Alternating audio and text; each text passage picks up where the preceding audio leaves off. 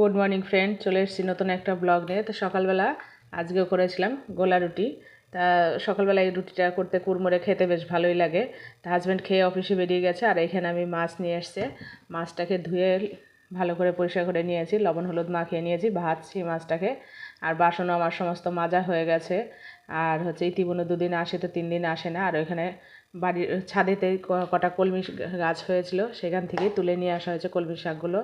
আর এখানে মাছগুলো ভেজে আজকে উচ্ছে দিয়ে মাছের তেতো মাছের ঝোল করবো আর কি। তা সেটাই আস্তে আস্তে ভাবছি। আর ভাবছি আর কি কি রান্না করব, সেটাই আর কি মানে মনে মনে ভাবছি। আর নিয়ে এসছে মাংসটাও করব। তা মাংসটাও ধুয়ে লবণ হলুদ মাখিয়ে রেখেছি। মশলাটা মাখাইনি, লবণ হলুদ আর একটু তেল দিয়ে মাখিয়ে রেখেছি।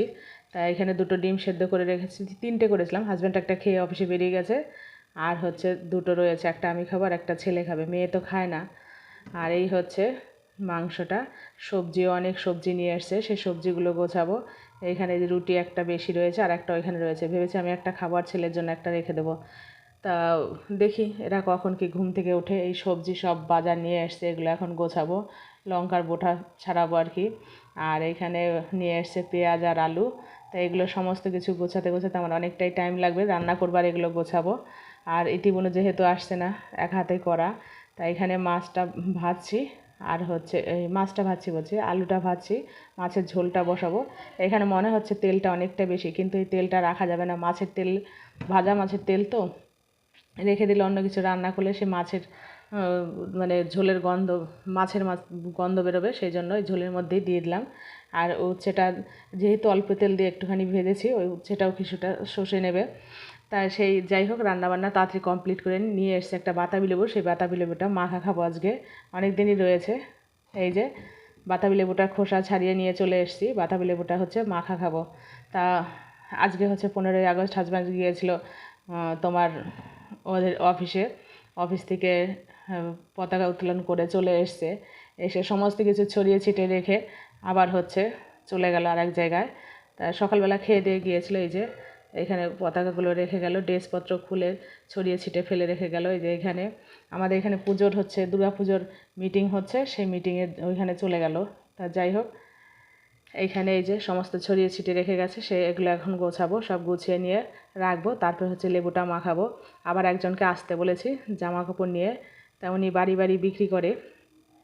তা আমাদের চেনা জানা। তা আমাকে বলেছে তোমার যদি কিছু লাগে আমার কাছ থেকেই নিও, অন্য কারো কাছ থেকে নিও না। আমি বলেছি ঠিক আছে, এসো নেব।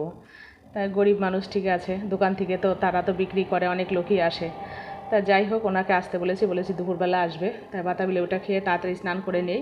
তা উনি আসবে। আবার সেই জামা কাপড়গুলো টুকিটাকি উনি নাইটি, ছাপার শাড়ি, কুর্তি, তারপরে তোমার ব্লাউজ, আরও লেগিংস ফ্যাগিংস এটা সেটা বিক্রি করে।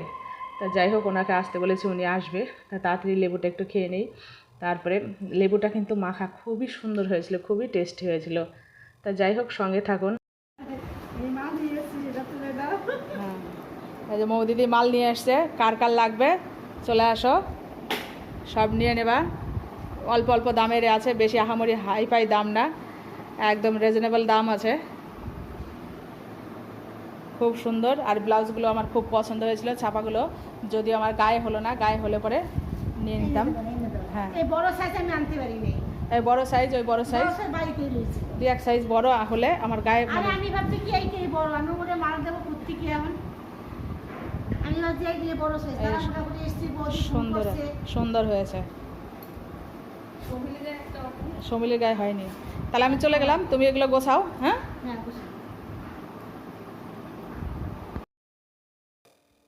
আমাদের এখানে আজকে 15ই আগস্ট, 17 তারিখে মনসা পুজো। তারই সাজানো হচ্ছে, ঠাকুরটাকে সাজাচ্ছে আগে, তারপরে একদিন বাদেই পুজো সন্ধ্যাবেলা। তা যাই হোক, এখানে এই যে সব টুকিটাকি কাজ চলছে, আর অনেক লোকই একটু ভিড় করেছে। তা আমি সন্ধ্যাবেলা বানাবো তালের বড়া। তাই তাড়াতাড়ি তালের বড়াটা আর কি করে নিয়েছি, ছাড়িয়ে নিয়েছি। তাই সেই তালের বড়া বানাতে চলে এসেছি। এখানে নিয়েছি কিছুটা চিনি আর মৌরি, তার সম পরিমাণে আর একটুখানি লবণ নিয়েছি, এই যে সাইডে রেখেছি। চিনিটা কিন্তু যতটা ময়দা আটা দেবেন সেই পরিমাণেই চিনিটাও দিতে হবে। আর এখানে ভিজিয়ে রেখেছিলাম কিছুটা সুজি, আর এই সুজিটাও এর মধ্যে দেবো। তালের বড়াটাই যে চালের গুঁড়ো, তালের বড়াটা তাহলে নরম সফট হয়। তা যাই হোক, তালের বড়া আপনারাও এই মানে কি বলবো, ভাদ্র মাস পড়বে তালের বড়া খেয়ে নেবেন।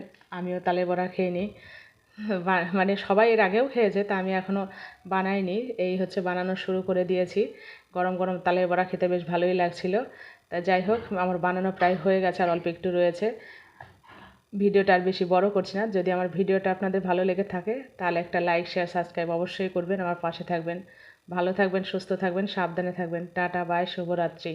আমার রাত্রের রান্নাবান্না সব কিছু কমপ্লিট। এখন রাত্রে বসে বসে হচ্ছে, বসে তো না, দাঁড়িয়ে দাঁড়িয়ে তালের বড়া ভাজছি। তাহলে ততক্ষণে আসছি নতুন আর একটা ব্লগ নিয়ে। টাটা, বাই, ভালো থাকবেন।